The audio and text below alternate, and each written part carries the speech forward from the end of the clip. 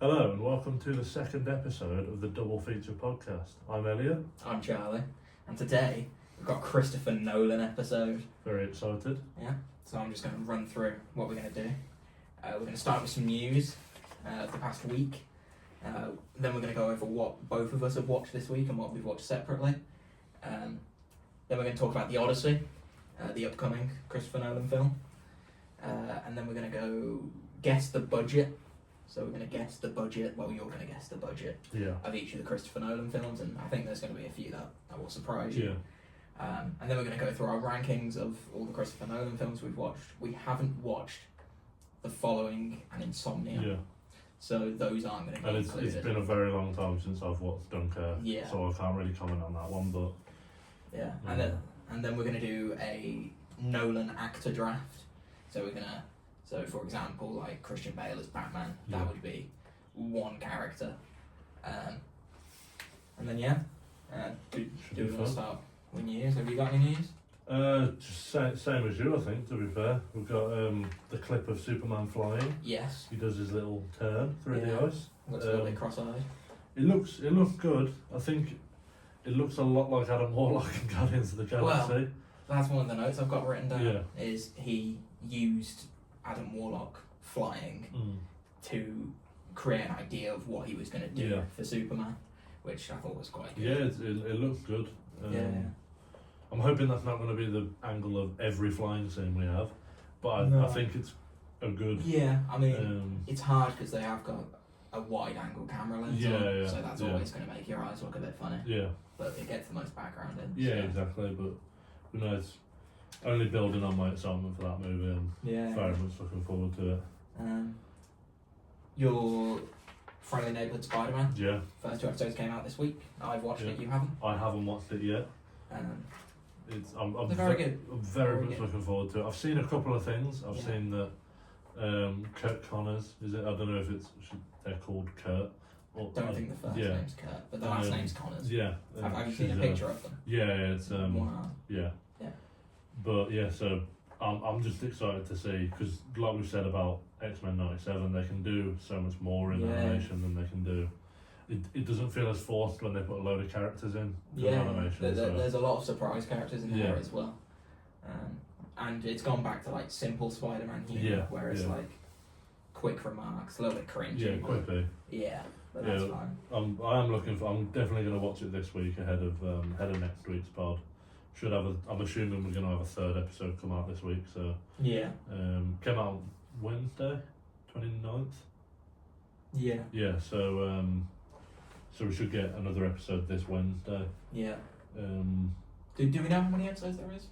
I would assume 8. I'm going to guess 8 to 10 again. Well, there'll be 8 or 10. Yeah. No. But have you got any more news? Yeah. This one's a bit of a bigger section. Super Bowl's next weekend. Yes. I've got a list of the confirmed trailers. Okay. And obviously there's some trailers and some films that haven't been announced that use the Super Bowl. Yeah. So I think like Blade will get something. Yeah. New Superman footage. Yeah. It's going to be good. First trailer for Jurassic World Rebirth. I am looking forward to that. Yeah. It's meant to be R-rated, isn't it? Yeah. It's a new one. Yeah. Have you seen what they've thought the R-rated part's going to be? No.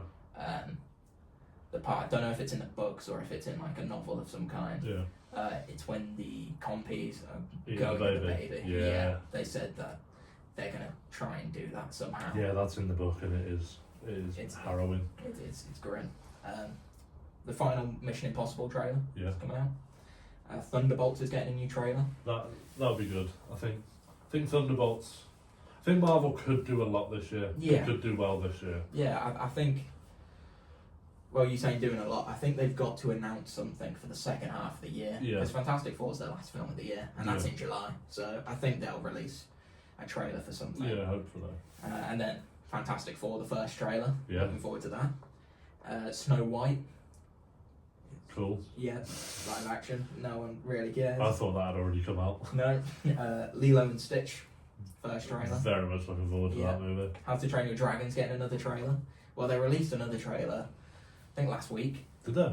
More about like the dragon side of it, and the CGI looks really good. That's good. What else is there? Megan 2. We Brilliant. haven't seen that. A film called Novocaine. Okay. Yeah, and the Smurfs. Oh yeah. Is- Who's playing Smurfette in this one? I saw a video. Oh, it's about it. it's not Rihanna, is it? I don't know. I can have a look. Yeah. Well, whilst you're looking that up, I'll start going through movies that I've watched this week. Unless is there another bit of news you've No. got on that? I think that's everything. I've had a slow week this week. I had a couple of days where I didn't watch any movies. So I've only watched 4. One of them was last Saturday after the pod that we recorded. That was 7. Don't know how I've gone so long without watching it. It Yeah. was a very, very good movie. Again, that's just very interesting. The ending lived up to the hype that everyone gives it. Yeah. Yeah, absolutely loved it. I found Smurfette. It's Rihanna. Oh, is it? Okay. Yeah. That'll be interesting. Has she Yeah, done other voice acting before? I'm not sure. I feel like she's the type of voice that She was in Home. I don't know what that is. You might know it from. What? No. Yeah, the Martian one. Yeah. Yeah. She was the main girl. In Yeah. that, so. But yeah, so that was 7. Don't have anything crazy to say about it. No, It just it's- it's a really it's good just a film. good movie. Yeah. And then so I went Monday, Tuesday, Wednesday without watching a single movie, which isn't like me. My mum started watching The Traitors, which I absolutely love, and I was watching it with her. But on Thursday I watched After Sun. Yeah. Really, really fucking good. It's very good. Brilliant movie. I said to you, the ending didn't hit as hard for me as it does for most other people. Me. Yeah, for you. However, it's still a very good ending, and Yeah. the rest of the movie is still just as good as everyone says it is. Yeah, it's So, brilliant. I think I gave it 4.5 stars. 4.5. Yeah. I think I gave 7 a 4. I think you bumped it up to a 4.5. I on put yours, mine up didn't to you? a 4.5. And then last night, on Friday, I watched Dracula. Right. Bram Stoker's Dracula. It didn't live up to the hype for me. Everyone I follow on Letterboxd has it like a 5-star. Yeah. It was good. I said in my review that I prefer the Nosferatu take on the Dracula story. Yeah. It was good. I thought Keanu Reeves was okay. Winona Ryder and Gary Oldman. Gary Oldman, it's not a shock that Gary Oldman was very good in that movie. Winona Ryder was also really good though. But yeah, it was just alright. I didn't love it, didn't hate it. I did feel the time. I think it's 2 hours, and Yeah. it felt like 2 hours. Yeah. And then last night, I managed to get through Dune Part 2 finally. Yeah. I was half asleep for the second half of it, like slapping myself to stay awake. Not because of the movie, No. it's just because of the time. Yeah. I've got it all in my review, how I felt about that. I'm sure, like last week's, the graphic will be up on the screen for our Letterboxd, and it'll be in the... And the podcast's letterbox. Yes. We forgot that in the years. yeah. That's quite important. Yeah, that's Yeah. a very good point. I'll say my Doom Part 2, and then we'll go on Yeah, to that, because I want that to have a thing. But yeah, on my Letterboxd, I said Doom Part 2. There's nothing else for me to add about the movie than I said in my review for Doom Part 1. Yeah. It's brilliant, cinematography is amazing, Yeah. acting's amazing. The one thing I did say is the final fight scene between Paul and Faber Arthur, I think his name is just a spectacle Yeah, of... the speech beforehand. Yeah. I'm Paul, why do you Yeah. my tradies? Oh, it's so good. It's just awesome. I think everything about that movie is awesome. Yeah. The rise and fall of him and Shani's relationship Yeah. in that movie is also, it adds a layer of depth. What I said in my review, it adds a layer of depth when the movie's a bit slower. Yeah. You've still got that to tie you Yeah. over. What I would say about Paul Atreides is the same kind of story of like an Anakin Skywalker. Yeah. It's the downfall of a hero, and it's just amazing well, to see. I think the way I put it in my review was, it was him begrudgingly accepting that the only way forward for him was to accept his fate as Zalis and Al-Qaib, and him getting overtaken by this control that he had by the end of it. And it was just brilliant. I mean, Florence Pugh, for the 4 scenes she was in, stole all of them. She's always good. I really need to get over to watch We Live in Time, because Andrew Garfield and Florence Pugh are just like amazing. What's your thoughts on forgot his name, the person doing the cinematography is not doing the 3rd one? Yeah, you said this He's last doing the night. Batman Part 2. I don't know if he did the Batman Part 1. But I'm not sure either. I think Dune has a very epic cinematography style, and I feel like there are other people that can do that. Yeah. So I'm not too worried about Dune Part 3, or I think it's going to be called Dune Messiah, isn't it? Yeah. I'm not too worried.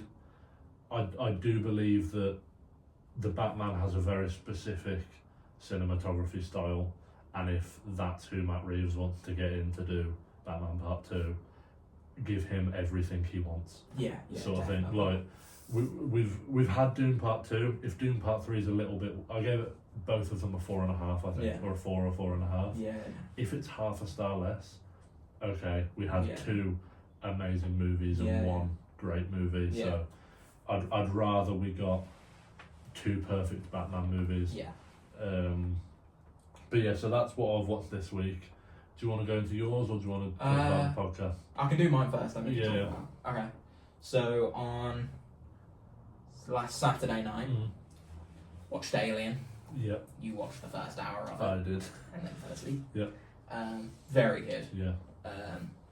This isn't going to sound like a lot, but you could have fooled me. It was a 90s movie instead of a 70s. Yeah. Which doesn't sound like a lot, but that's like a 20-year gap.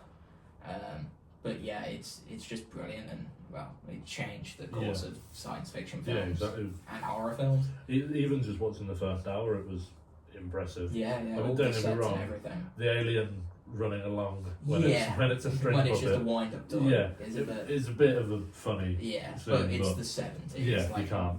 They used very little CGI in that. Like they even used a miniature spacecraft to land that they were all in. Yeah. And then obviously 7. Yeah. Just expanding what you said, it's brilliant. One of Brad Pitt's best performances, in my opinion.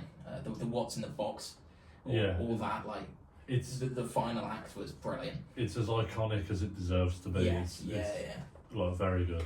Yeah, and you could see, especially me watching it for a second time, that there was lots of points in it that you could see that he was like part of wrath, because he was a very angry person. Like especially with the photographer on the stairs, which turns out to be it's spoilers, the killer. When he's like hitting the camera away and everything, he's the complete opposite of Morgan Freeman's character. He's got that duality about him. Then on Wednesday, I think, I watched Fargo, which is based on a true story. It's very good. I'm not going to say much on it just in case you do want to watch it. A true story.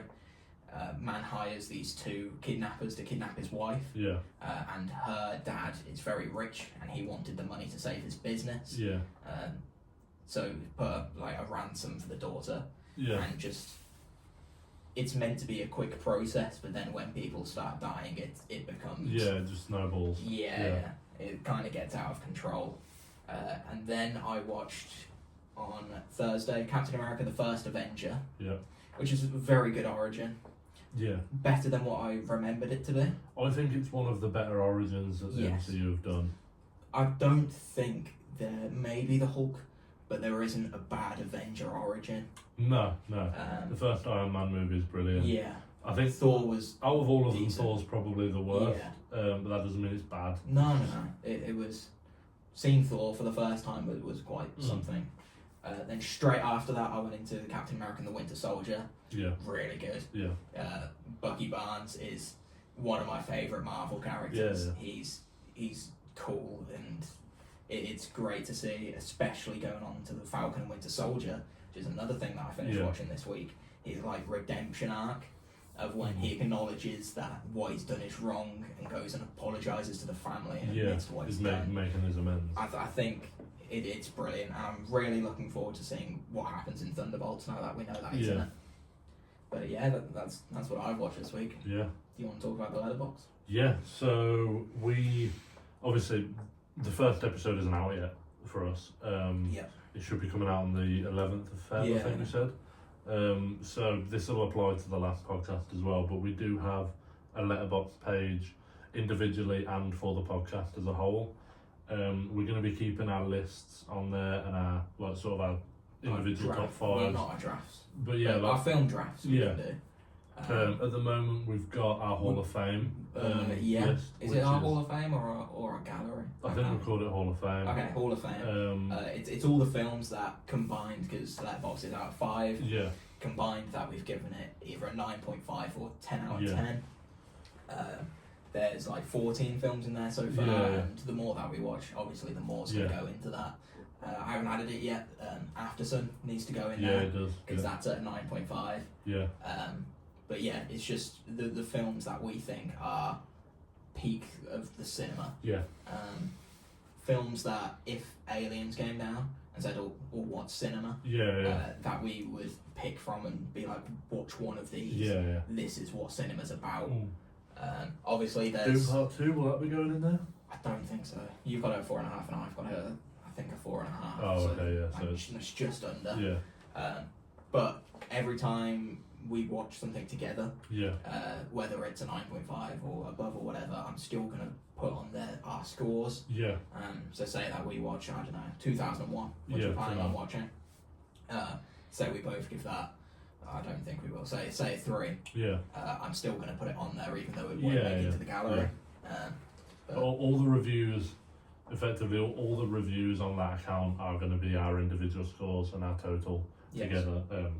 If you want to look at our actual reviews of the movie, go on to either of our pages. I think we mentioned it last week. I try and do a bit of a longer review, and you've got your favourite quote of the movie. Yeah, favourite quote, or just like something funny I found about it. Yeah. But yeah, as I said before, graphics will be on the screen. It should be. These podcasts should go out on Spotify as well. So there'll be a description of something. And look, I don't want to sound like I'm just saying what everyone else says. If you could do all the stuff you're meant to do with podcasts and YouTube videos, like rate us 5 stars. I think it's a rating system on Spotify. So.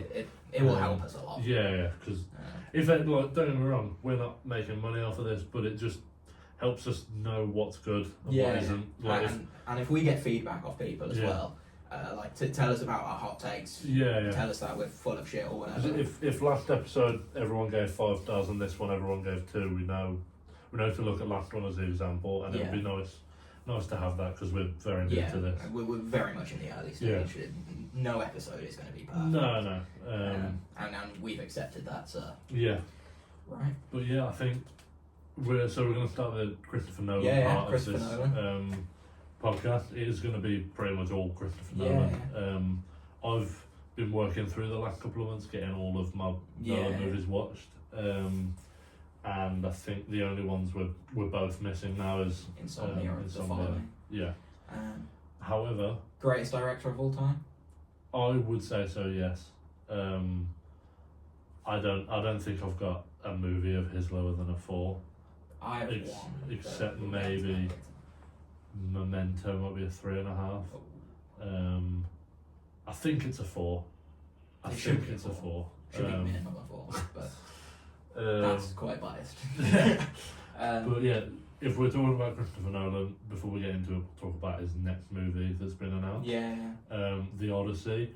I'm very, very excited for this. I am as well. I've got 1 or 2 concerns. Obviously, Christopher Nolan's known for not liking and using CGI.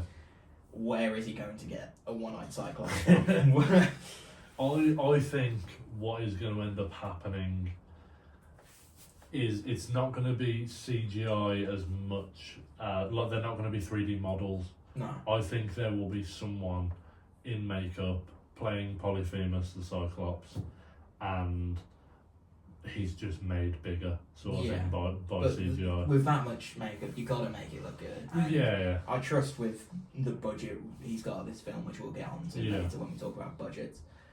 I'm sure he's not going to struggle to do Yeah. a good job. He hasn't, that we've seen, he hasn't made a film that's disappointed. No. I think all of them brilliant, but Yeah. we'll talk more about his other films later. What have you got the budget down there for, or is that going to be? I have, coming but up? we'll talk about that Okay, next with yeah. the rest. I've got a list of the actors in it. Yeah. There's Tom Holland, Yeah. Matt Damon, Zendaya, Anne Hathaway, Lupita Nyong'o. Sorry if I butchered that. What was she? She just in? was she in- the Wild? She wasn't the Wild Robot, was she? She was. She played Roz. Roz. Oh, Roz. Yeah. Yeah. She was also in Black Panther, I want to say. She doesn't play the leader of I the. don't think so. I think she's just one of the side ones.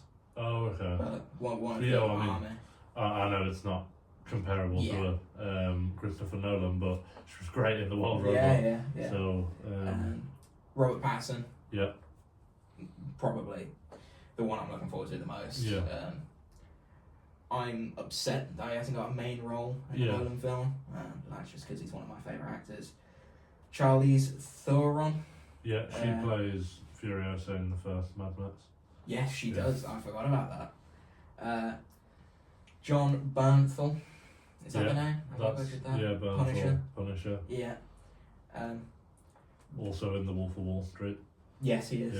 Yeah, Benny Sofdie. I think I butchered no that. idea. John. We should have had someone else reading these names. Yeah, out. I'm extremely dyslexic. John Leguizamo. I don't think I've butchered that one. Probably have. Probably, yeah. And Elliott Page. Okay, yeah. She was. That shouldn't be a hard one for you to pronounce, No, hopefully. it's like 5 letters It was max. my name and then Page. So Yeah. I think She up was good in until Inception. she's good in Inception, good in The Umbrella Academy. I haven't seen that. Yeah, he smashed it in The Umbrella Academy. He played. Oh, what's her name in? Vanya. That's it. Right. I think that's first season, and then they transitioned, and that's Victor in Right. the second whatever season it is Yeah. now. But yeah, it's very exciting. Up until last night, I was worried about Zendaya. Not because I think she's a bad actor, because I couldn't see her in a Nolan movie. No. After watching Doom Part 2, she had a very good performance Yeah. in Doom Part 2. I can see Zendaya more in a role in a Christopher Nolan movie than I do Tom Holland, and that may be Yeah, controversial. But Tom Holland hasn't got a brilliant catalogue so far. No. It's- Maybe Spider-Man's his peak. But Yeah, I don't which it's one of those things like you need to let him prove himself, but do you let him prove himself on a really big movie like Yeah. this? Yeah. There was the one where it was like the War of the Lights or something, where it was, I think Benedict Cumberbatch might have been also in Maybe. it, where it was like about Thomas Edison and all the inventing the lights and stuff like that, which apparently, like, that was a more serious role, and I've heard he was good in that. Yeah. But yeah, you never know. No. I've got faith in him. Yeah. He's not had a bad performance. No, that I I've mean, seen yet. I haven't seen it, but he's not meant to be great in it. Uncharted. Yeah, He's just, I know from like the games and whatnot, he is so miscast. Yeah, I It's think unbelievable. it's more that, and video game movies have Never been great. never really been great. I'm trying to think of one that's been okay. Well, I mean, Mortal Kombat is not on that list. Neither is Borderlands. Nah. But yeah, well, that's the Odyssey. I've also got the CGI written down here because Yeah. for me, there's nothing that takes me out of a movie quicker than bad effects. Yeah. If I can look at something and think that isn't real, Yeah. like, you have to be able to suspend your disbelief, obviously, but we're gonna have to do that with the Odyssey anyway. Yeah. I don't want to have to do it more than I need to. No. Like, I don't know if have you watched the Percy Jackson movies? No. There's a Cyclops in the second Percy Jackson movie, and you can tell it's very CGI. Right. Like, obviously, it's got to be CGI. 'cause Yeah. You're getting rid of both of his eyes and putting one Yeah. back. But yeah, I'm slightly worried about that. It's also Christopher Nolan, and he hasn't given me any reason to worry No. yet. He has all my faith. Yeah. I mean, I'm guessing it's like Interstellar and Inception are his two most heavily CGI Yeah, I would movies, say so. and I think neither of them are bad. no, in I any think way. Inception's got more CGI. And Yeah, then I would- Interstellar. I think. Don't get me wrong. I think a lot of what you see is Yeah. kind of practical effects. Yeah, I guess so. But 'cause there a is. lot of I know times- there's a lot of CGI because it took them like 46 days to Yeah. render. I guess it when they're on the different planets, that's not CGI, is it? No, They're no. just on, Like on when they're location. on the Dr. Man Yeah, planet, that's an actual glacier in Yeah, Iceland, yeah, and they've recorded it on there, and that is somewhere Yeah. I want to go in my life. yeah, because absolutely. if you look at the picture of the ice caves and Yeah, everything, it's phenomenal. Yeah. It doesn't look real. yeah. What have we got next? Is this? We have got the game budget, or- Yeah, but because obviously the Odyssey hasn't come out, we'll talk about that first. It's meant to have. It hasn't got an exact budget yet. It's 250 million plus because Okay. that's the most. That's the highest budget of a Nolan film, and they said it's his most expensive. So I can't see it. I think it'll be closer to 250 than it is 300. yeah, I think 300 is a bit like this is a lot. yeah. I'll tell you what we could do with these. We could do like a higher or lower, because we've got the Odyssey, which we've already said the number for, because I have got not a chance in hell at getting No, any that's of a good these point. right. I think I could have a chance at saying whether the movie is higher or lower than the Odyssey. Okay, did we just want to go from his from his earliest film and then go higher or lower for the next one, if that makes sense? So start with the following, and then I believe it's Memento, and then you'll say if that's got a higher budget or a lower Yeah, budget, and then yeah, keep yeah. on going throughout. Okay. So I'll tell you the following budget. Well, we'll it's- start from the Odyssey. Okay. So it's lower than the Odyssey. It's quite a bit substantially lower than It's the Odyssey. £6,000. Yeah. Jesus. Yeah. I've also got the Rotten Tomato scores. Yeah. They're a bunch of shit. Yeah, absolutely. None of them are representing for the film. Yeah. It's an 82%. I'm sure Yeah. maybe it is, but I've seen it's his lowest rate, and Rotten Tomatoes says it's not. So Yeah. I don't know. Right, Memento, higher or lower? I've got to say higher. It's higher. I mean, Guy Pearce has got to cost more than £6,000. Yeah. Do you want to guess like an around, and I'll give it like 750k. it was 9 million for Jesus. Memento. Jesus. Yeah. And that was his second movie ever. Yeah, I believe so. 2000. Jesus. Unless yeah, it was. Rotten Tomato score of 93%. Yeah. Brilliant. The next one, because I've got the in budget order, not in time order, is Insomnia. Insomnia is the one with Robin Williams. Robin Williams and Al Pacino. Yeah. I'm going to go higher for that one as well. Yes. Yeah. Do you want to have a guess? 25 mil. 46. 46, okay. I'm really underestimating. Whatever you're that thinking, one. double it. Yeah. From now on. Yeah, Rotten Tomato score of 92, Yeah. which is very high. Yeah. But if you look on like Letterboxd and I do IMDb, need to watch Insomnia because I think I mentioned it last week with Dead Poets Society. Robin Williams is just yeah, phenomenal. yeah, he's great. Yeah. And Al Pacino Yeah, doesn't put out bad performances. The only thing I've heard about that film is it's heavily scripted. Like I get that doesn't Yeah. make sense, but Yeah. the actors aren't free to reign, which Yeah. is they said the film is carried by the actors. especially with Robin Williams, you'd want him to have a little bit of play. Like Yeah, a bit, because when he does his own thing, he's really Yeah, funny, yeah, and yeah. that's like what you really need. Right, what's next? Is it that one? Yeah, Batman Begins. Oh yeah, I forgot about those. Batman Begins. So the last one was 47. Yeah, See, I would have said 50 mil, so I'm gonna go with like 75 mil. okay, Higher, obviously. yeah, 150 million. you with the Batmans, a lot of it was practical. Yeah. Uh, Yeah, well, there was the truck flipping scene in the hospital. So that was the Dark Knight. Oh yeah. Was the tumbler in the first one, Batman Begins? I don't know.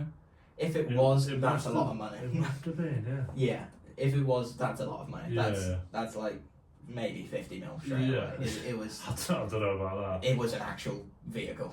Yeah, but 50 mil. Have you seen it? It's a military vehicle. That's true, yeah, I guess so. Yeah. What price would you expect for a military vehicle? I'd expect, like, for that, 20 grand. no, like a couple of mil, but 50 mil's a lot Yeah. for anything. I don't know. However, the film was all filmed in Chicago, I believe. Yeah. So they had to like close roads, like get all the actors in. Yeah, and yeah. That cost a lot of money anyway. So that was 150 mil for the 150 first mil. one. The next one is I should probably say the years. Following was 1998. Memento was 2000. Insomnia was 2002. Batman Begins was 2005. Next is The Prestige 2006. I don't think this has got to be lower. It can't be 150 mil. Batman Begins Rotten Tomatoes was 84%. 84%. It's got to be lower than 150 mil for the Prestige. Yeah, it's lower. 120. 46 million. Oh, that was lower than That was Insomnia. lower than 6 mil lower than Insomnia. Yeah. Jeez. Rotten Tomatoes 76. I think that's way too low. Yeah. It was a brilliant film. Yeah. Christian Bale, great performance. I Hugh don't- Jackman. I don't think it's like close to being his best. No, But like I've heard some people argue that it's his best. yeah. And before I'd watched some of his other movies, I probably would have agreed. Yeah. But it seems like every Christopher Nolan movie gets better and better. Yeah. Which is again why I'm so excited for the other stuff. Yeah. What year was that? 2006. I believe the next one is The Dark Knight 2008. Higher or lower This than 40 is mil. The Dark Knight is Heath Ledger. There's a few explosions in that. Yeah, a hospital. Yeah. However, did they get the hospital for cheap because it was due for demolition anyway, wasn't it? It's not like they went, "Can we blow up your hospital, please? We'll pay you a lot." Yeah, they were getting rid of it anyway. I'm gonna go. Well, it's higher than the Prestige. Yes, it is. Yeah, I'm gonna go because I think it's higher than Batman Begins. So I'm gonna say 180. It was 185. Oh, bastard! Yeah. Rotten Tomatoes scored 94%. That's not surprising. It's in the IMDb top 3, I believe. Yeah, it's just brilliant. What was that one next? If I've missed one, we'll go back to it. But Inception 2010. Inception. Oh, I'm gonna say higher. Wrong. Really? You've got to think, like, with CGI, you can do that in a room like this. That's true. He Yeah. blew up yeah. an actual hospital in Chicago or Detroit or wherever he did it, and flipped a truck in the middle of. Yeah. That's fair. a lot of money to get like everywhere sectioned off Yeah. and like almost shut down parts of a estate. So it's lower than 185 mil. Mm-hmm. I'm gonna go for 160. Right on the dot, mate. Really? Yep, 160 million. Rotten Tomatoes score 87. I'm getting better at this. Yeah, you are. I promise everyone there and you, I am not looking at your note. I'm really trying hard to not look at your notepad as well. Yeah. So that was 2010. A lot of that budget would have gone on the cast. Yeah. It's a very stacked cast. It's Leo, Cillian, Tom Hardy. Tom Hardy, Michael Caine. and what is his name? He's retired from acting now. I said last week he was coming back to do a movie with his son directing it. He plays on the right hand man. Yeah. Oh, Joseph Lord. Yeah, Lord and Gevitt. Yep, Gordon Levitt. So that was 2010. Yeah. Okay. The Dark Knight Rises, 2012. Higher? It is higher. Is it higher than the other two? This one's the one that surprised me. It surprised you. Why does that not help?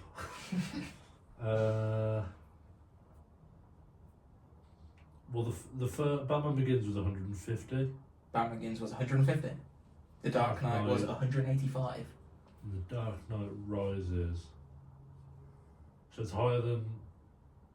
Oh, I know that's not going to help it. I'm going It's to higher than go, Inception. which was 160, which means it's higher than Batman Begins. Yeah. I'm going to go for 200 on the dot.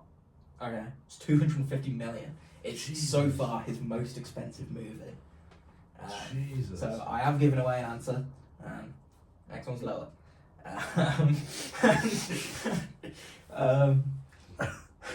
What came after that?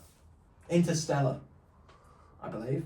Yeah, Interstellar, 2014. That was lower than Batman. Oh. It's a previous answer. It's previous 185. No, it's 160 million. Damn. Rotten Tomatoes score of 73, Really? which is That's outrageous. insane.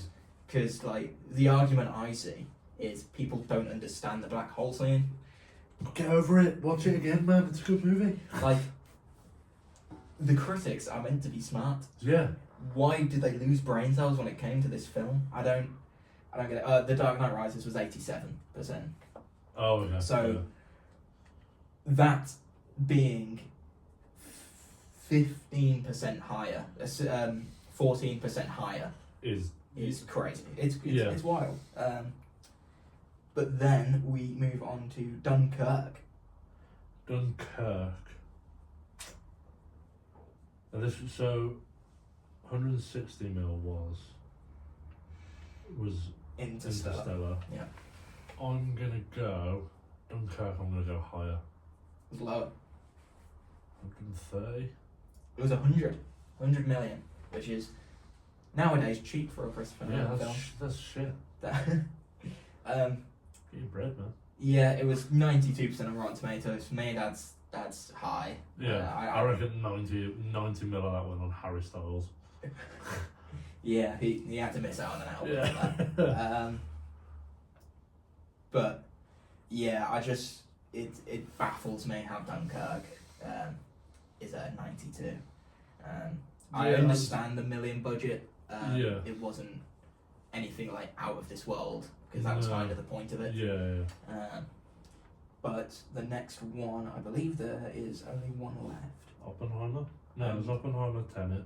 Oh yeah, sorry. Then it's Tenet. I can't imagine. 2020. I can't imagine Tenet being that expensive. However, I can see it being more expensive. I'm gonna say higher. It's higher. I can't.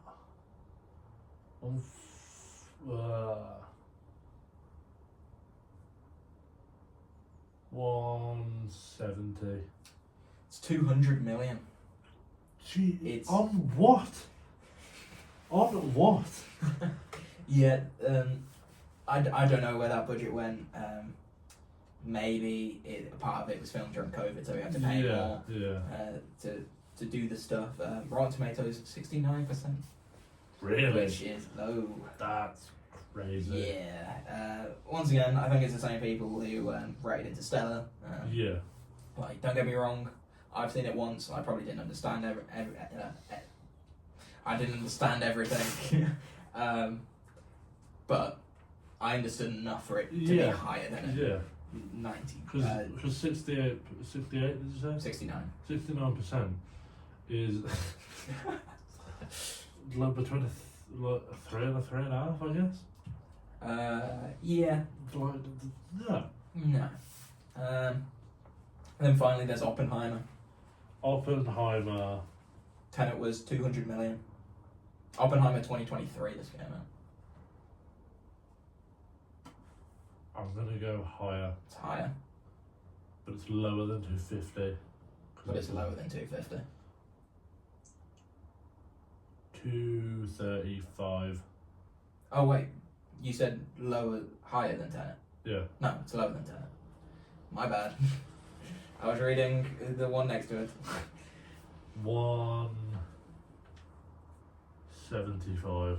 It's 100 million was the budget of Really? Oppenheimer.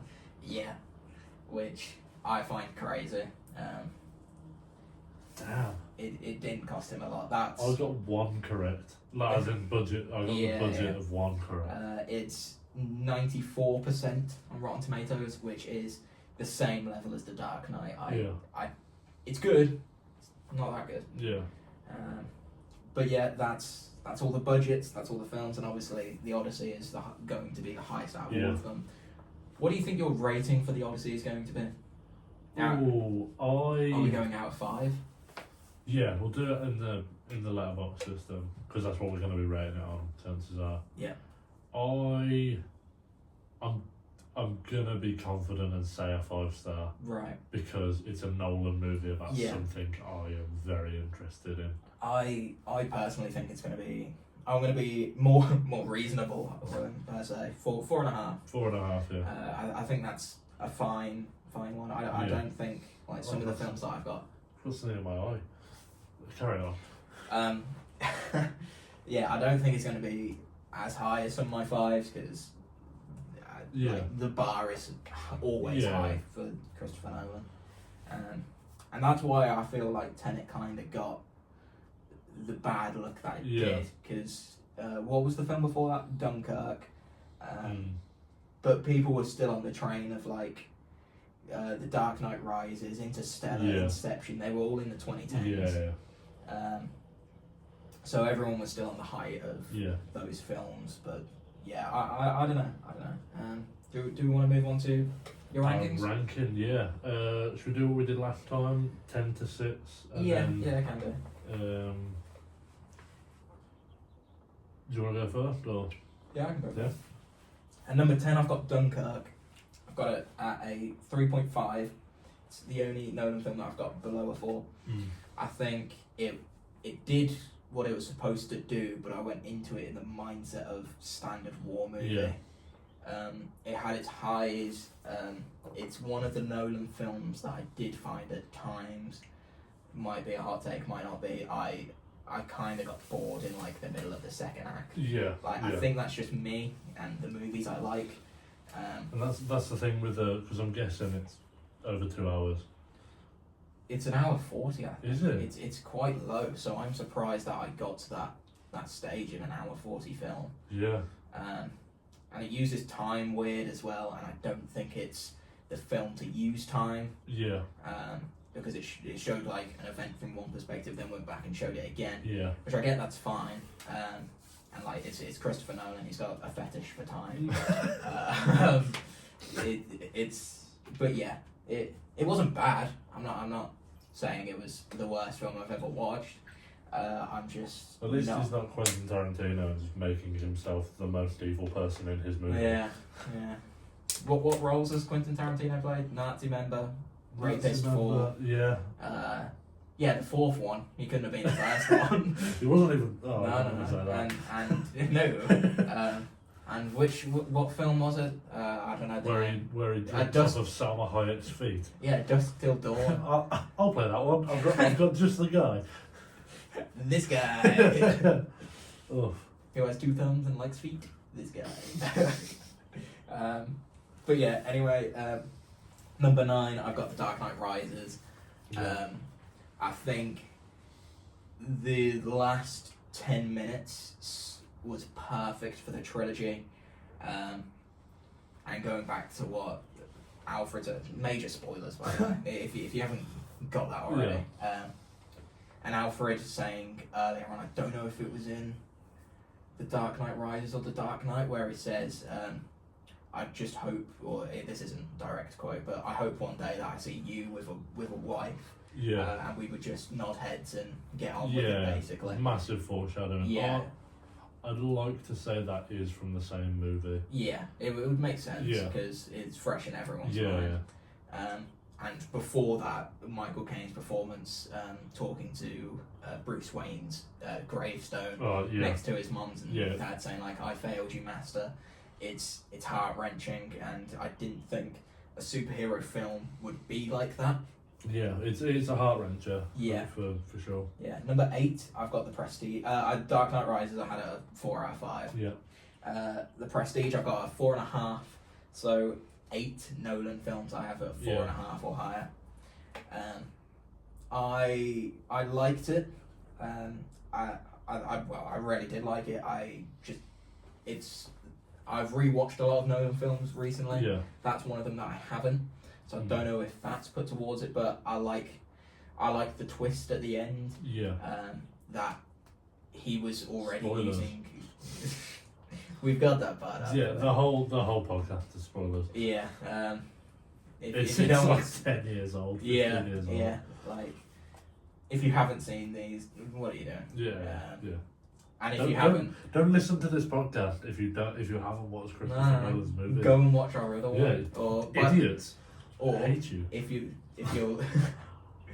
or if you would prefer, next week's episode I think is more for a wider audience. Yeah, absolutely. Which we will talk about at the end. If we're gonna go into spoilers next week, well, we should probably say beforehand. Yeah. Because that's one that would get us a lot of hate. A lot of trouble. Yeah. Yeah. But yeah, The Prestige was good. I think Hugh Jackman was brilliant in it. Yeah. Scarlett Johansson was really good in it. Is that both of their only Nolan movies? What, Christian Bale? No. Oh, You haven't said him yet. my bad. He was good as Yeah. well. Scarlett Johansson and Hugh Jackman. Yeah, I think so. I think it's the only two. I don't know why, because Christopher Nolan likes to stick with the same cast, especially like someone like Cillian Murphy, who, when he was collecting his Oscar for Oppenheimer, said, "You be my brother in crime" for 20 years, which is great to have between a director and an actor. But yeah, The Prestige was good. Sometimes slow at times, that's why I didn't give it a 5. But I really enjoyed it. At number 7, I have Tenet. Okay. It's still at 4.5. Because I know you're high on that Yeah. film. Yeah, I liked it. The use of time, once again, Nolan has a thing about it. Yeah. It's very good. I think acting wise, I don't think I forgot his name. The main actor wasn't that fantastic, which is why it's not Denzel Washington. Yeah, I can't remember his first name. Yeah. Yeah, I don't think I've lost my train of thought now. That character. Yeah, I don't think that character was the best character in that film. No. I think Robert Pattinson heavily carried that Do you know on movie. Google he's credited as being called protagonist? Who? That character? Robert Pattinson. No. Oh. Denzel Washington's son's character. Oh yeah, he's not called anything. Yeah, is he? he's just credited as protagonist, Oh. which is an odd thing. Yeah, But yeah. like, Yeah. kind of interesting, I guess. My favourite part of that film was the end, when it ties together all the time, and the main actor turns around and says, just out of curiosity, who hired you? Yeah. And Robert Pattinson turns around and says, haven't you figured it out by now? You did, sir. Yeah. Which I think is brilliant for a time movie. It's amazing. Um, I think I'll go on to it in my ranking, Okay. but Yeah, and to list off my bottom 5, I shouldn't say bottom 5, because like I get they are my bottom 5, but yeah. they don't deserve that title. I've Batman Begins. This is my final 4.5, so I have my top 5 is all 5 out of 5s. I didn't actually write down my scores for this, so I don't know if whilst I'm saying them you want to look on Letterboxd. Yeah, that's fine. Yeah, Batman Begins, I think it's one of the best origin stories I've ever watched. I think it's brilliant how it showed a young, like, ignorant Bruce Wayne. Yeah. I think Cillian Murphy was brilliant as Scarecrow. Yeah. Liam Neeson was great as Ra's al Ghul. Yeah, I think there wasn't... The only complaint I have about that trilogy is the fact that, obviously, they probably had to for some reason, but they changed Rachel's actor, Yeah. which I think if Who you did... played her in the first? Because it was Maggie Gyllenhaal for the. I don't know who second played and her in third, the wasn't first one. But I think she was a better Rachel, not by much, but I think she was. I think that was all brilliant. The fact that the mansion, the Wayne mansion, got burnt down at the end, and it's all about rebuilding, and that like represents Michael Caine's quote. I think it's in this one. Why do we fall, sir? So we can pick ourselves back up. Because the burning down of the house is like a new transformation of Bruce to become a more responsible and less like vengeance. It is just a very good movie. I really liked it. I know last week I might not have explained myself with my hot take, saying that I don't think they're the best comic book movies. I have zero complaints about those movies. I bet they're great movies. I think they're amazing movies. Just wanted to put that out there. But that's your 6. That's my 6, so I'll start looking at yours. So in my 10, I don't actually think I've got this rated because it's been that long since I watched it. But it's Dunkirk, same as you. I just can't, I can't remember it. I know I watched it in cinemas, and I know I didn't dislike it. It's probably going to end up sitting the same as you, about 3.5. But yes, that's my 10. I can't really say much about it. I just don't remember the movie much. I will double check to see if you've got it. Rated. I don't think you have. My 9 is The Dark Knight Rises. I thought that, and again, all of these movies, I think the star rating might not actually line up with where I've got them rated. Because you've got it at a 4. Dunkirk. Dark Knight Rises. Dark Knight. Okay, so Dark Knight Rises. I again thought it was brilliant. It's a very good intro into Batman. Dark Knight Rises is very good outro to Batman. The other thing I'll say about The Dark Knight Rises that lets it down is the what's it called when you are like choreographed? No clue. Nice. It's not choreography. The battle, you know, when it's like the police versus the Bane thugs, and they're all fighting, and then it zooms in on Batman and Bane having a fight. If you look in the background, they're like not even landing punches, looking over to see when Christopher Nolan's going to cut. It's not great in that aspect. I think everything else was good, but this is your list, not mine.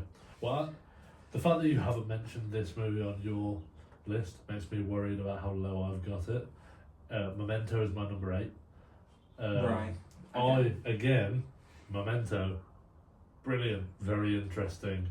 For me, the fact that I, for the first act, I'd say, had to concentrate on how the movie worked, took me out a little bit too much for me to rate it higher. I still think, second watch, it'll probably be higher because I wouldn't have to do that. But for my first watch, which is all I've done so far, I think, again, having these, like you said, in my bottom 5 is such a disservice to these movies. However, at number 7, I have Batman Begins. Right. I'll just echo everything that you said. This one is what I meant when I said very good intro to Batman. It shows a very cocky, what's the word? Just new. He's just new. It's the same as I would say about like Spider-Man's origin. That you're new to being a hero. He starts by doing it, especially in Batman Begins, to get revenge on the person who kills his parents, which is how every Batman one goes. And then he makes the realization that he doesn't need to kill them, because I'm pretty sure in Batman Begins someone else kills him, and he doesn't feel better. And I think that's when he realizes that he's more than vengeance, which is another reason why I like the Batman so much. Obviously, that would be covered in another one. He became something else. He never said during the whole film, "I'm Batman." He said, "I'm vengeance," and then at the end he said, "I'm more than vengeance." And then because Batman is a symbol of hope, as every superhero should be. Obviously, he starts as a vigilante, as anyone would, just sticking on a mask, going around, doing it for the right things. But obviously, the police don't like that. And it escalates. And I just is it Batman Begins where, or is it the last one? I can't remember which movie it's in where God, I don't even know how to explain this. Where he blames everything on himself, basically, with the police. Like, all the blame gets put on Batman, and there's that. Is it the giant chase scene? That comes from that. I thought that was a brilliant. I don't know if that's in this movie. I know there's something like that in The Dark Knight Rises because he stops being Batman for a bit, doesn't he? Yeah. Is it with Harvey Dent that he does that? That's The Dark Knight then. Yeah. It's The Dark Knight because there's the famous scene where he's being chased, and on the same bridge is where it ends when he's on the motorbike. Yeah. And obviously we're going to talk about this later. But then the Gary Oldman's closing line of he's a watchful protector, he's the Dark Knight. I think that just is perfect for all of it. But yeah, so that was my. Did you want me to have a look at the rating of that? Yeah, I think I've got all of them at a 4 except for the Dark Knight. Yeah, I think that's a 4.5. You've got Memento at 4, and you have Batman Begins at 4. Yeah. At 6, I have The Prestige. Yeah. Okay. I'm not going to add anything to what you said because you pretty much put my thoughts into words. I watched this movie a long time ago. The main thing I remember from it is just really liking it. And I don't know if it was the first time, but it's what comes to mind as the first time I can remember coming out of watching a movie and going, Jesus, that was a good film. I'm pretty sure that was, obviously, excluding the Dark Knight trilogy, I'm pretty sure just looking at them, I think that might have been my second or third Christopher Nolan film. Yeah. My first was, obviously excluding the Dark Knight, so I watched them growing up. I think the first one besides them was Interstellar. Yeah. And then I think I watched The Prestige. Did you watch Interstellar at home for the first time? Yes. So, was your second time in the cinema? Yeah. Yeah. Because I watched it not that long ago, maybe 3 years ago. Oh, okay. So in the 2020s, it might have been during lockdown. Yeah. Because I watched quite a lot of films during lockdown, as I think a lot of people did. But we'll get onto that. I've only watched it twice. But I've seen it 3 times. Yeah. The Dark Knight, I think I've watched probably double figures. I think all of these movies. I'll have a look at The Prestige. Oh, we'll go on to any of this later. But yeah, so The Prestige, I think, is brilliant. I don't know if I've got it rated because of how long it's been since I watched it. No, you don't. No. So that was my 6. So if you want to go 5 to 1. Or do we want to go 5-5? Yeah, we can 4-4. do that. Yeah. Okay. And my number 5 is Oppenheimer. Okay. Although it's at the 5 spot rather than like the 1, 2, or 3, it's still a 5 out of 5. Yeah. It's probably in my top 20 movies of all time. I think I've only got like 25 films at a 5-star, and for Christopher Nolan to be a 5th of them it's kind of crazy. I really liked it. Cillian Murphy smashed it. All the acting was great. The only downside that people look at is that the climax was 2/3 of the way in with the explosion. Yeah. I also think that I've got it at 5, and I don't know if you've got it or where you've got it, but we'll get onto that later. But it was probably the single-handedly best cinema experience I've had. Yeah. Because I went to the IMAX screen in Birmingham for it, and it was brilliant. It was one of the first showings. Yeah. It was my dad's birthday, so he had the Friday off. Yeah. So we went on Friday lunchtime, which was great. The explosion scene shook the cinema. The whole building.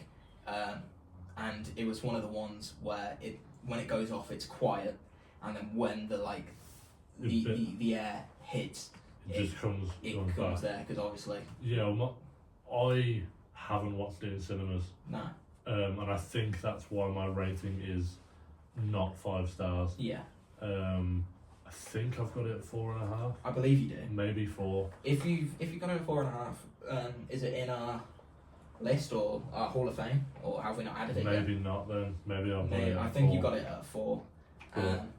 But anyway, what's your 5? My 5 is. Well, so you've just been to the toilet, so Yeah. that's why that cup was there. My bad. I need your drinks, maybe not next week. No. Maybe So caffeine free. my number 5 was The Dark Knight. Yeah. Low. It is low. Yeah. Not because of that movie, because of all the other movies. My top 5 was probably the hardest part of preparing this podcast. The Dark Knight has some of the best performances of the whole trilogy. Namely Definitely. Heath Ledger. Yeah. Just all-time performance from him. Yeah. Like, I mean, everyone's heard the stories of behind the scenes, and we lost him far too soon. Like, you never. It's not like his family, but you never get too long with someone. Especially someone that great. Yeah, but yeah, he could have had so much more to give, and it was such a sad loss. Yeah. I'm so glad he won an Oscar for it, and it was such an emotional ceremony because all the actors were like upset and writingly upset, and they had like a moment of silence when he was called up, and obviously. But yeah, the Dark Knight is a lot more your thing, so I'm not going to talk on it too much because you've got it higher, obviously. So I'll let you talk on that. My 4 is Memento. Okay. I think it's a brilliant film, and for Christopher Nolan's second ever film, it was something else. Yeah. It's such an out there idea. Yeah. And to make that work, your second ever movie is just so impressive. Yeah. Especially with the following having a $6 grand. They were all in dollars. $6 grand budget. So it's about 5k. Yeah, it's even lower. And him and a bunch of friends just You're did it telling over me weekends. I could sell my car and be Christopher Nolan? I wouldn't go that far. 20 years. But I've got something to follow up with what you've just said about being Christopher Nolan later on. Gonna take your mask off. Gary Oldman. Memento had a $9 million budget. I think it's Rotten Tomatoes is right. It's up there. It's brilliant. The black and white time, to what I know or what I've seen, wasn't used in that like efficient way that it was in Memento. I think it was just brilliant. The fact that he went from doing the following, which he had a full-time job and just worked on the weekends, to giving up his job, focusing on one film and creating like a pretty much masterpiece. Do we know how much the following got? Like how much it grossed? No, we don't. I'm not going to say a lot. No. I don't even know if it was theatre release. Yeah, but it obviously got him enough notoriety that people were willing to help him out. Yeah, I'm pretty sure in the following they use time in a way. Yeah. And that's what made him stand out, and then he got more sponsorship and people started giving him budgets. And then he came and made Memento. But I haven't got a lot to say on that film. It's just it's going to be a future classic. It's going to be one of those films that like when we're older and we have kids, we're going to be like, like how people say. It's going to be like The Godfather. Yeah, The Godfather. Obviously, probably not as well known as The Godfather, but it'll be something smaller. Like I'm trying to think, maybe Pulp Fiction's quite big. Maybe like Reservoir Dogs or something. Something that's iconic, but unless you're really cool classic. Yes, that's an easier way of saying it. Your number 4? My number 4 is Inception. Right. It so narrowly missed my top 3. It honestly 3 and 4 could have been swapped around, but yeah, Inception is just. I think, like we were saying earlier, there isn't a bad performance in Inception. No. Whether I'd say all of them gave the performance of their lifetime, if you take out Leo, I would say everyone there gave the performance of their You lifetime. don't think Leo gave a good performance? No. I'm saying it wasn't the. I'm saying No. he has Yeah. he has a big enough catalogue that wasn't his. Yeah, I get that. It's not going to be his most well-known movie, But but I think he is just that good of an actor. yeah, that's what I mean. Yeah. He can put out a performance like Inception and that not be in his top Yeah. 5, which is wild. It's insane. But yeah, it's such an interesting idea, and like the ending is like, I won't go too far into it because I think it's a bit like The Sixth Sense, where people know of the ending. I don't want to spoil it in case people don't know exactly what the ending means. They just know it's, because for me, like The Sixth Sense, I kind of know what happens in the end. I don't really know how that affects the rest of the movie. No. I don't want to do that to other people. No. But yeah, so that's my 4. Yeah. I'll sort with that when I get to it. Yeah. My number 3. Yeah. So we're into our top 3s now. I've got The Dark Knight. Okay. I don't know if you thought that's a few lower than what you thought it was going to be, or a few higher, or about right. I thought it was going to be 2. Right. I did think it was going to, I thought it was going to be 2. So it's lower than I thought, but it's hard to say with Nolan movies. Yeah. Heath Ledger gave a generational performance. Yeah. Maybe one of the best, if not the best, acting performance ever. Yeah. Like the way he got into character, everything about it. Gary Oldman was great. Person who played Harvey Dent, great.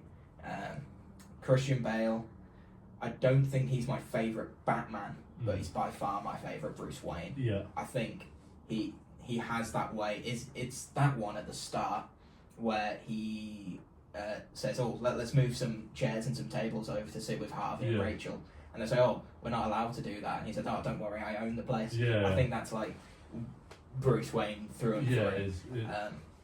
And I'm looking forward to seeing the different side with the Batman. Yeah. But I'm glad we got to see that side of Batman with the Nolan trilogy. And when Harvey Dent says, you either die a hero or live long enough to see yourself become the villain, which is perfect. For his character. And what happens. I think after all, when Rachel dies, instead of Harvey, I mean that is just the letter that she reads out with Bruce looking over like the debris of the building that she was in, and like the blue background, and it was like, "Dear Bruce." That speech is it's amazing. It's so good. It could be one of my favourite dialogues in any movie ever. I think the ending was good. I also think it dealt with the fact that technically, because Batman doesn't kill, he also technically was to do with the death of Two-Face, Harvey Dent, which then leads perfectly onto The Dark Knight Rises, where that's where he hangs up the Batman. Because he knows he was not in the wrong, because obviously he was a bad person, but it didn't go the way he did.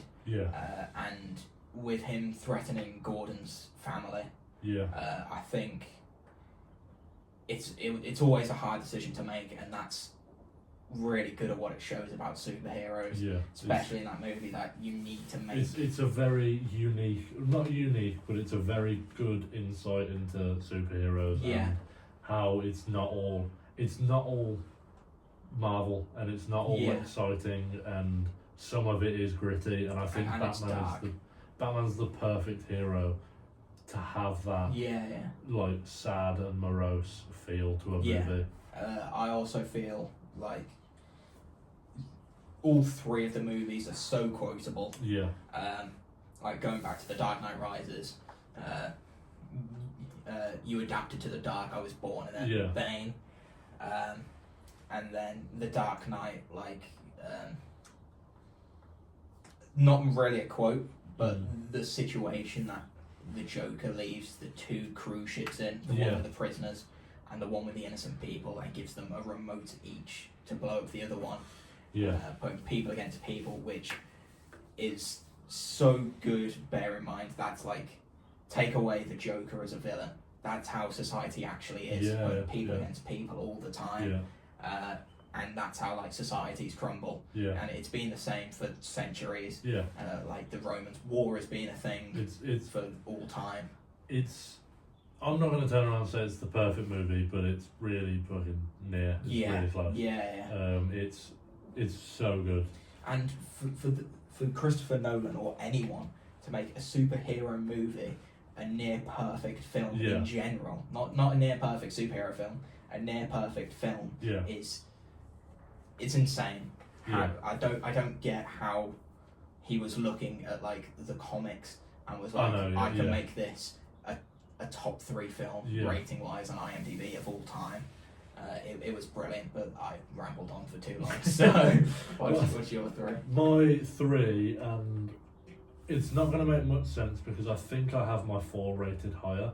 Alright. But like I mentioned earlier, I think this movie suffers from the fact that I didn't see it in the cinema. Right. So my 3 is Oppenheimer. You want me to check the rating? I think I've got it at 4. I think I have Inception at 4.5.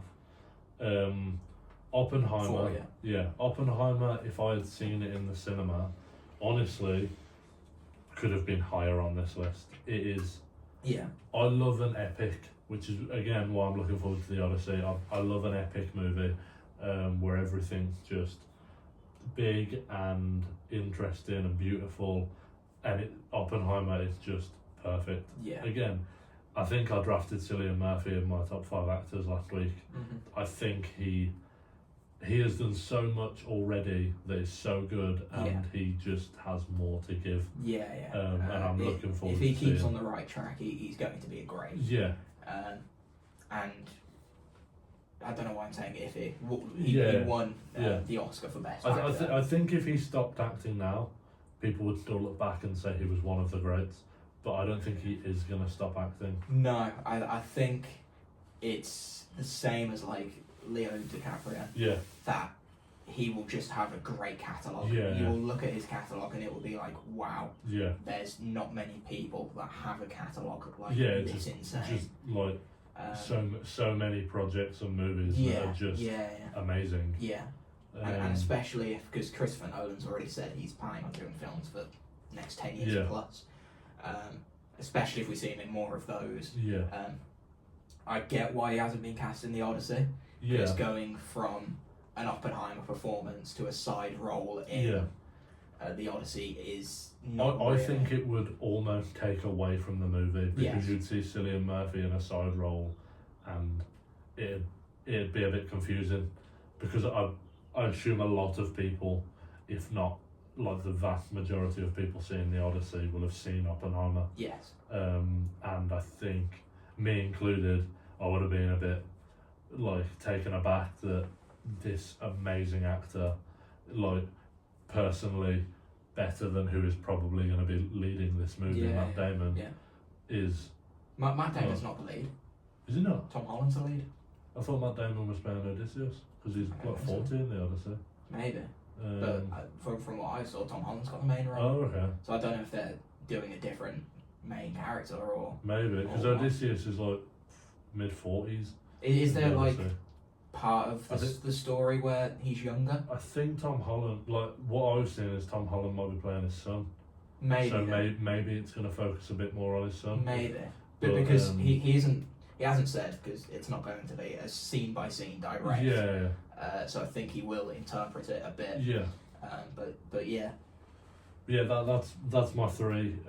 It is the last movie on this list that isn't a 5-star. Right. Your whole top 5 was a 5-star. Yeah. My top 2 are both 5 stars. Honestly, like when I was going through these movies, putting them in the list, I was surprised at how few of them weren't 5 stars. Yeah. And again, I think most of them suffered from not seeing them in the cinema because of how epic they all are. I also think it's because, especially in the last few months, you've only seen them once. Yeah. I think on rewatch of some of them, you will see that. Yeah. Because obviously you've got a thing where you don't want to give a 5-star to a first watch. Yeah. Which I get. Yeah, my personal reason is I don't think a movie, because 5 out of 5 means perfect, effectively. I don't think a movie can be in most cases perfect unless it's good. Yeah. Again, Yeah. like things like Shutter Island, I can't say that with, because Shutter Island's never going to be just as good the second time round when you know the twist. Mm-hmm. So that's a bit different, but movies like this, I feel like I need to watch it again to give it a true 5-star. But yeah, that's my 3. What's your 2? My number 2 is Interstellar. Wow. Because I know you thought that was going to be my 1. Yeah. And it was only until, well, I'll talk about it more in a moment, but it was only until last week that I realised that there is one better, for me personally. Interstellar, brilliant. Matthew McConaughey's great. It's a film that's so brilliant in every way. It's generational for sci-fi. Is it classed as sci-fi? Yeah, it's a sci-fi. As a sci-fi film, I think every actor, it was some of their best acting. Especially the scene where he's looking back at the old video messages he's been sent from his daughter and his son, especially the one with Murph, where he's just crying because she says, at some point you said you would come back and we would be the same age. Today is that day. It would really be a good time for you to come back. It's heartbreaking. And at the end, when he goes back and she's old and she says, no parent should have to see their child die. It's a crazy statement for a film that's meant to have quite a happy ending. And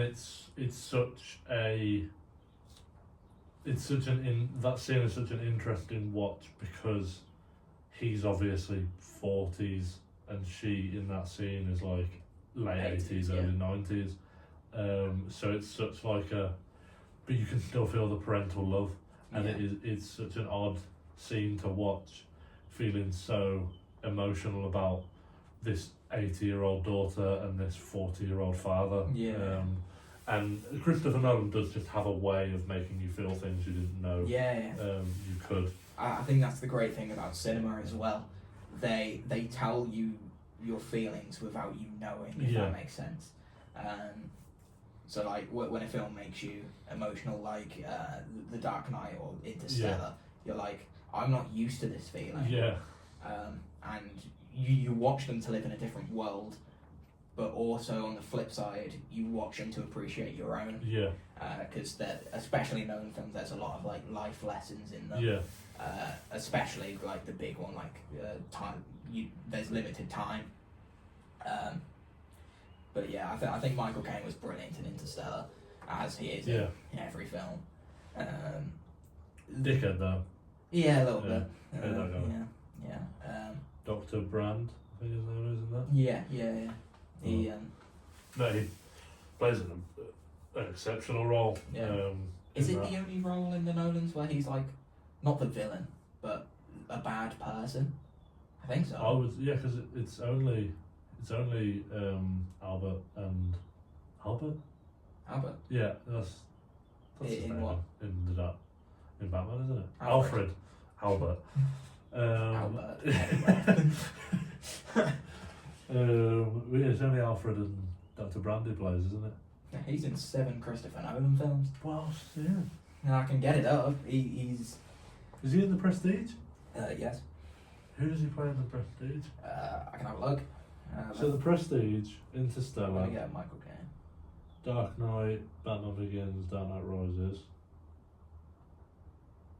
He's not in Memento. I don't think so.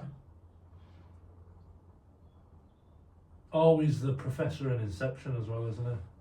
Yeah. He's the professor who brings them in. Who brings Elliott Page in to So start does the that mean dream. he's in Dunkirk as well? He's in Dunkirk as well. He's in Tenet. Is he? He's in obviously all 3 of the Batmans. That's a lie. He's been in 8 Christopher Nolan films. God. But yeah, He's definitely one of the greats. Yes. Like, that's why I took him in. I think I took him in my draft. I think you did. Yeah, I did. I mean, for me, this is a road pick. I don't know if it is a road pick, but I don't think it's one that you would have picked him out of. In Cars Kingsman. 2. Oh. Finn McMissile. It's He's Finn McMissile. In Kingsman, he is so good in Kingsman. Yeah. It's unreal. Oh yeah, yeah. So that's your 2. That's my 2. Interstellar. I didn't feel confident enough doing this until you just did it. My 2 is also Interstellar. Right. Okay. It wasn't until 3 minutes ago. I was umming and ahhing about doing it earlier, but until you did that, I was just like, this isn't going to go down well. But yeah, same as you. And I can't really say it's 2 or 1 because they're kind of both. Yeah. Like both of them are. They're both 5 stars. They're both my favourite Yeah. Nolan movies. Any of my top 3 Nolan films yeah. I have an argument for being my Yeah. number 1. But it's so, like I said before, I love epics, and for this movie to make me feel the way I did about things I didn't understand until this movie is so insane. Yeah. Like, I don't have, like, the library scene at the end with the black hole. Yeah. It's... Like, my only gripe, and it's not really a gripe, it's something that Hat Guy said on the Escape Pod when he finally watched it, was the whole, like... Stay. Yeah, like, he's telling her to stay, and then he's also putting the things in motion for him to go. My rebuttal to that point is he's smart enough to know that things could go very badly wrong if he doesn't cause himself to be where he is. Because that creates a paradox. He knows that will create a paradox. Yeah, I think with that, as any parent would, you would see it being that situation, panic, and be like, oh, stay, all I want to do is see my daughter. Yeah. And then when he speaks to, what's the robot? Tars? When he speaks to Tars, he says, like, they didn't bring us here to change the past. It's such a good quote. Yeah. And that's when he realises that he needs to go on this mission to save humanity, and he needs to put that ahead of seeing his daughter. Yeah. So then he does, obviously, the watch and the locations, the coordinates. The sand and the watch, isn't it? The dust does the coordinates, doesn't it? And then the watch does the formula. The binary. Yeah. Yeah. But yeah, it is just amazing. Again, I mean, Matthew McConaughey is in 2 of my top 5 movies, Interstellar and The Gentleman, and he's so different in both of them, but just so good in both of them. My number 1. Yeah. My top Christopher Nolan movie. We have different ones, obviously. Yeah, mine's Inception. Yeah.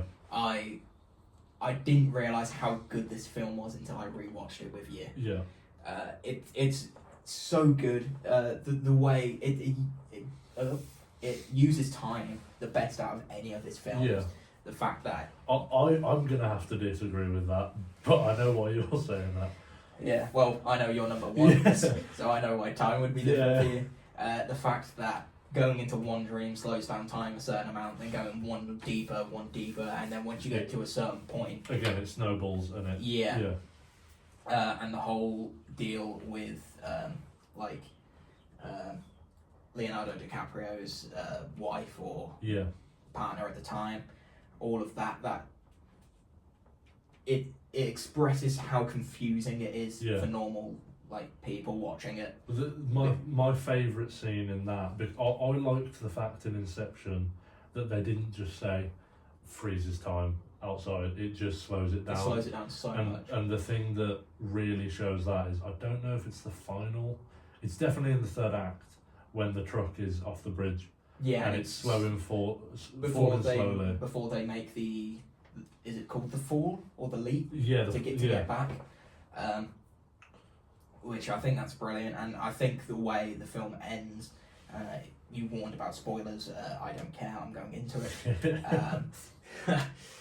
If you want to enjoy the film to the max on first watch, just skip ahead a couple minutes. Well, knowing you, skip ahead 10 or so. The next 6 hours, it's fine. The fact that when his wife kills herself because she doesn't know whether she's still in the dream, because in her mind she had the perfect world, and then was taking it into a dream and wanted to go back to that like world that she knew. But the world that she knew was a dream, and she went back to reality. So that developing, and then the ending when you don't know whether he's gone back with the team. Successful mission, obviously. Sorted out Cillian Murphy's character. But am I right in thinking that the final shot of the movie is the spinning top? Yes. When you see him hugging his partner.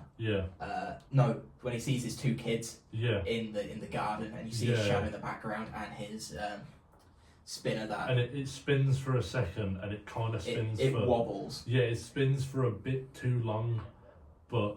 And then it wobbles and then carries on going. So that leaves you, and it is a film that no one's going to ever know how it ended.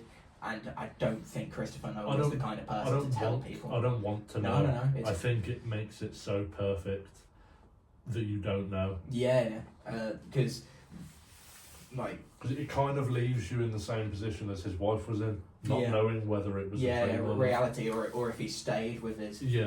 Because all throughout the film he never saw his children's face, and it's whether he went back home to see them after his mission or stayed and saw them in a different way. But that film's brilliant. It has the best hand down Hans Zimmer song with Time in it, which is brilliant. How we've gotten this far and not talked about Hans Zimmer is crazy. Every film he's done for Christopher Nolan, he has completely smashed out of the park. It's not even close. He is just the best director, the best composer of all time. The Interstellar score, great. Inception score, great. Dark Knight score, great. He didn't do Memento, didn't do Oppenheimer. Batman Begins, Tenet. I'm not sure. I think it was the same one. I think it was Ludwig who did Oppenheimer. He did The Dark Knight Rises, and then he did Dunkirk. I don't think, once again, he hasn't put out a bad score. And that's just Nolan films. He's done the Pirates of the Caribbean, one of the most iconic songs of all time. I thought you were saying Christopher Nolan did the... Imagine. What? No, Hans Zimmer. He did the Kung Fu Pandas. He did Top Gun, Maverick. He's done a lot. He is as you said, it's hands down. He's just so amazing. He does it so perfectly to where right now, if I had to think of music to represent time, I'd be so lost. But then you listen to this symphony effectively, and you're just it is perfect. It fits so well into that theme. Are you sure he didn't do Tenet? I will double check. Anyway, so my number one is Tenet. When I went into this movie, had you watched it before when we watched it? No. So when I went into this movie, I hadn't heard great things about it. I'd heard that it was it didn't make any sense, it was confusing. I didn't find that. I really, really, really loved this movie. I love when movies play with time, because it's such a constant in the real world that it is so jarring and different when you see it in a movie not working how it does for us. And I think, like Inception, I think it's so... I mean, as you said, he has a fetish for time, and he loves his fetish for time. He's so good with it. He knows exactly how to manipulate it to make a movie make enough sense that you can watch it, but be different enough that it's interesting. He has such a good thing with time that he spreads his kinkiness for time to everyone watching. Because I can't get enough of his use of time. It's catching. But I think, again, like we said earlier, you'd think with it being my favourite movie that my favourite performance of the movie was the main character, but Robert Pattinson in that movie, so good. when he in the last scene reveals that he was hired by the protagonist, it's just perfect. It's the role that got him the Batman. Yeah, and Which, you just see what does this, that show about an actor? Oh, I know, yeah. Like, you just see this progression of the protagonist at the start not understanding how this is working with the bullets, and like he goes to find these women in, I can't remember where it is, like India somewhere, I think. No, is it Mumbai? Mumbai. Yeah, something like that. But yeah, he goes to find these people, and then she knows what's going on, and he switches it up on her at the end, and it is just. Yeah. I think it's perfect. It's a 5-star for me. Interstellar's also a 5-star for me. I'm definitely gonna watch Tenet again. Interstellar, I begrudge watching at home because I've watched it twice in the cinema. Yeah. And I'm worried it's not gonna Yeah. not hold up. Yeah. But I'm worried it's gonna be a fall from grace. Yeah. Whereas Tenet, I don't think. Obviously, I haven't watched it in cinemas. I don't think it'll make too much of a difference. No. I've already watched it 2 or 3. I can't remember if it's 2 or 3 times. I'm definitely gonna watch it again multiple times. Yeah, with Interstellar, first time I watched it was at home. I thought it was 5 out of 5, easily, hands down. Then I watched it again at home, and it probably put it down to a 4.75, but I still left it at a 5. But then I watched it again in cinemas, and that put it back up to 5 out of 5. With my top 3, if there was a 6 out of 5 option, all 3 of them would get it. I should probably point out it was the 10th anniversary. We watched it in cinemas. But yeah, it is just like amazing, and it's so difficult to choose between Interstellar being 1 or 2 for me. Yeah. Because for the longest time it was 1 out of everything. But Tenet has just been slowly climbing the ranks. The more I think about it. Yeah. But yeah, I think both of us had fairly not too different. Quite rankings, different, but like I think the number 1s were very different. Yeah.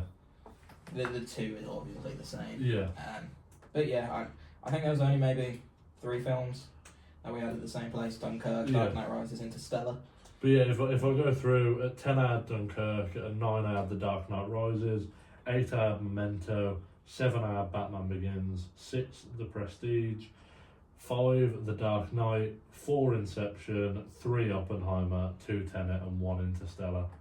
I had 10 Dunkirk, 9 The Dark Knight Rises, 8 The Prestige, 7 Tenet, 6 Batman Begins, 5 Oppenheimer, 4 Memento, 3 The Dark Knight, 2 Interstellar, and 1 Inception. And again, like we've been saying this whole time, it's so difficult to rank these. Yeah. It also shocked me whilst we were going through this list, because I found this list fairly easy to put together, at least for the first 5 or 6. When I was going through those first, bottom 5 or 6, I forgot how much I'd forgotten about these movies because they're so convoluted. Like Memento, Inception, Oppenheimer, Tenet, and Interstellar have been fairly recent for me in terms of when I've watched them. But like The Prestige, I came into this podcast thinking I'll be able to talk 5 minutes on The Prestige, and then I got to it and I was like, damn, magician. That's about it. Magician. Yeah. 2 magicians. But I think that's long enough. Yeah. I think we might have just talked for half an hour on our ranking. Yeah. Well, no, we've talked for 33 minutes on our top 5s. Wow. So we're probably close to an hour. Yeah. So let's go into an actor draft. Yeah. It's actor / character draft, isn't it? So So pick an actor to go with the character. Yeah. We'll do obviously rock paper scissors. 1, then 2, then 1, 1, 1, 1, 1. So. We'll do that again. Yeah. I'm doing rock paper shoot. Anyway, I'll go first. I'm going to take Heath Ledger's Joker. Okay. I think that's just so clearly the one. Yeah. There's not much to say. We talked a lot about it earlier. Yeah. It's a generational performance. He got so into character to the point of it led to his demise. Yeah, it was just like amazing. He was Joker. Yeah. There will be no one else to replicate what he did. Anyway, your two. My two, I'm gonna snipe this one. I'm gonna go for Leonardo DiCaprio as Cobb in Inception. Yep, fair enough. Purely because I don't know if I would have gone another round. No. Yeah, you might have. I'm also gonna go for Cooper. Matthew McConaughey. Yep. in Stella. Okay. Put That's a mark right, down he's what down. you got. Yeah. Right. I'm going to take.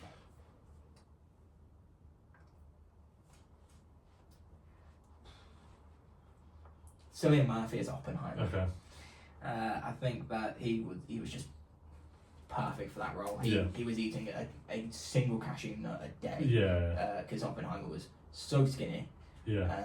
That it's just not a lot of actors can do that. No, it does.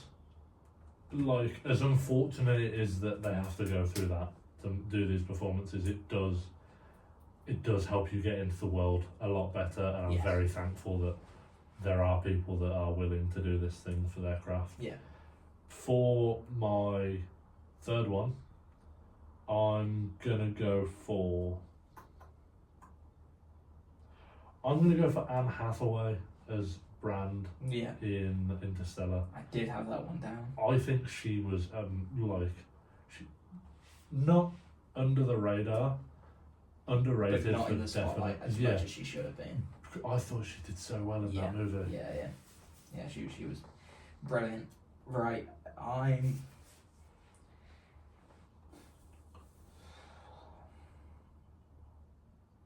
gonna take Christian Bale as Batman. Okay.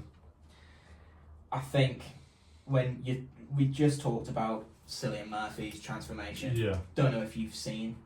Yeah, Christian he did The Machinist before that. And in then 2002, he did a film. Yeah. And he was, I think,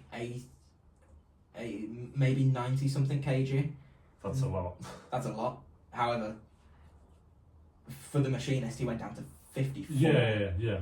I thought you were saying he was 90 kg in The Machinist. No. He lost almost half his body weight. Yeah.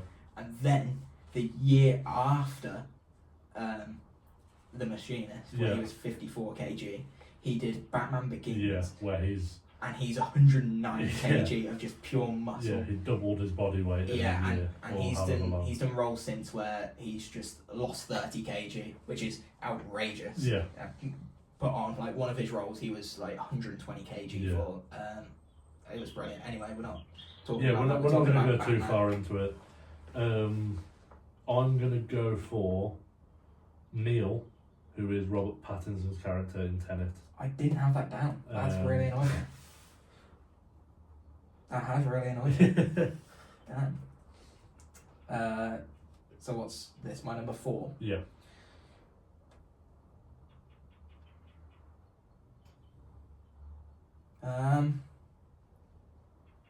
See, obviously we're going to do honourable mentions at the end. Yeah. I'm going to take Scarlett Johansson in The Prestige for Olivia. Yeah. I think she was brilliant at that. You've left one that I didn't think you were going to leave. Right.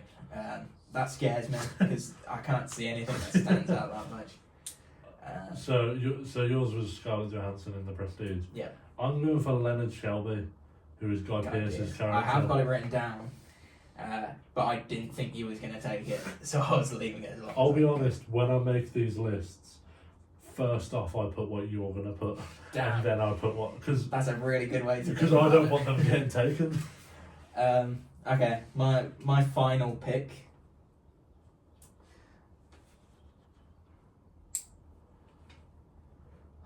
Where do I go here?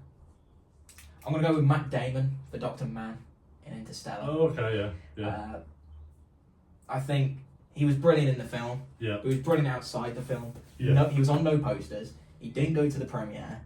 He left it until people would go and watch it for him to know that he was in it. And he was perfect as Dr. Mann, I think. Yeah, he was really good. Yeah. The sort of, not menacing, but desperate menacing that he played in that, where he just he needed off that planet. It wasn't malicious. It felt malicious because of the way he was, but it was just clearly panic to get out. Yeah, it was just desperation, and he Yeah. did it so well. Yeah.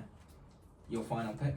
That I've Oh, already that's done it. mine. Yeah. Okay. So I have. You can do your honourable mentions. Oh yeah. So the only honourable mention that I have here that didn't get picked is Dr. Brand, Michael Caine's character, in Interstellar. Okay. You see, one of my honourable mentions is Michael Caine as Alfred. Yeah. Oh wait, yeah. Sorry, I've got Dr. Brand and Michael Caine. I think I've got both of them. Yeah. Okay.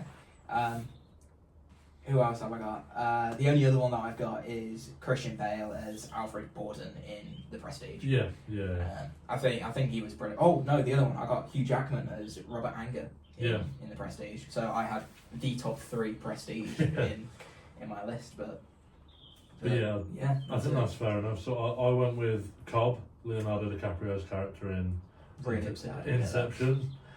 Cooper, who is Matthew McConaughey's character in Interstellar.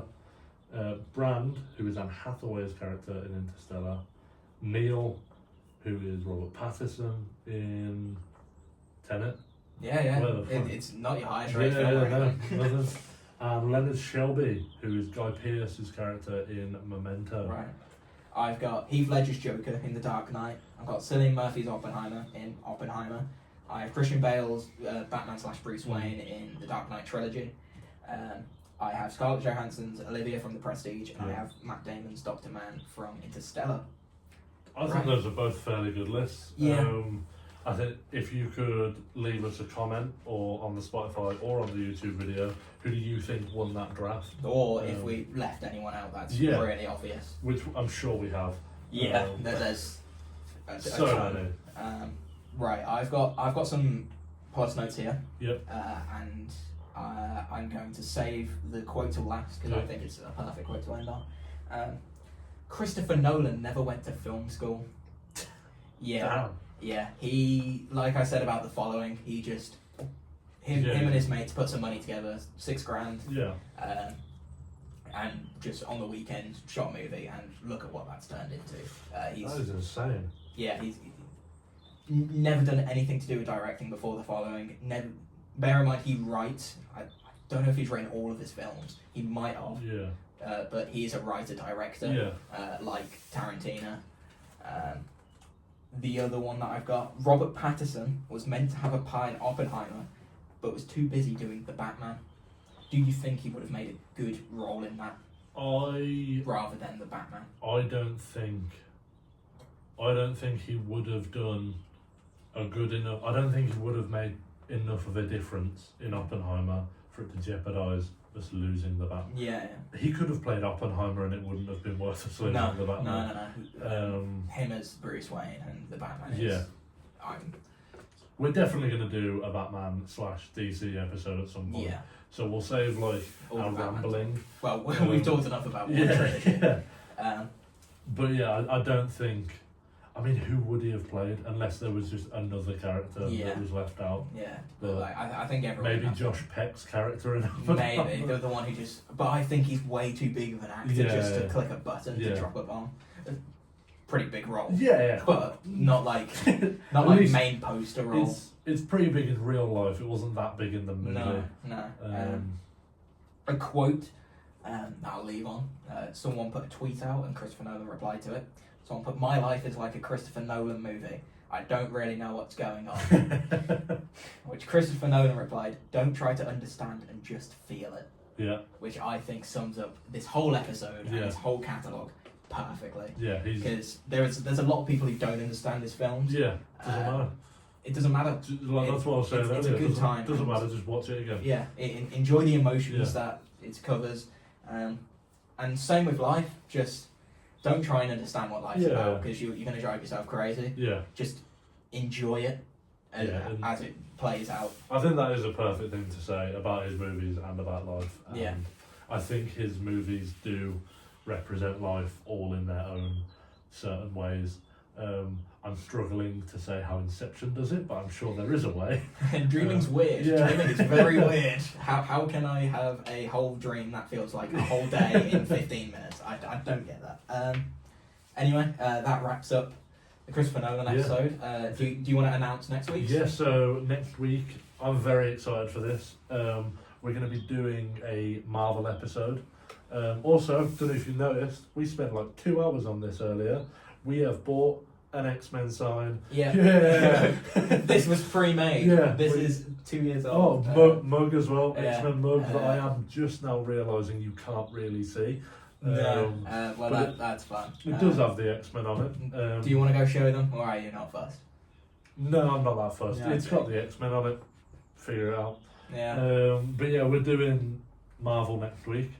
It's probably going to end up being just as long, if not longer, than this one, because I would say probably longer. yeah, there's There's a like, lot more. for every Christopher Nolan film, there's about 4 Marvel Yeah, films. yeah. So. I'm very excited for it. Marvel's quite easily my favourite franchise, heavily carried by the first 10 years of it. Yeah.